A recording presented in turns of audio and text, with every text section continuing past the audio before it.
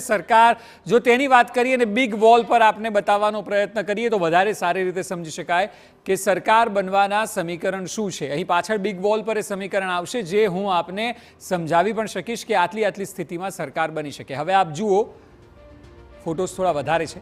અહીં 239 બેઠક જે છે બીજેપીની, ચંદ્રાબાબુ નાયડુની 16 અને નીતિશ કુમારની 12 છે, શિંદેની 7 છે, ચિરાગની 5 છે, અન્ય 13 અને કુલ 292 થાય છે।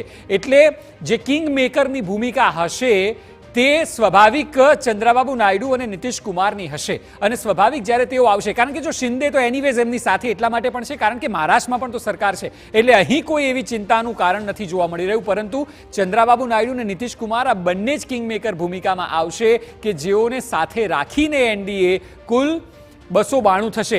આમ જોઈએ તો બંનેની ભેગા થઈને 28 બેઠક છે, પરંતુ જે સ્થિતિમાં 28 બેઠકો આવી છે તે કેલ્ક્યુલેશન જો આપ કરશો તો પણ આપને સમજાશે કે આ બંનેની ભૂમિકા હવે પછીની સરકારમાં કેટલી મહત્વની રહેશે।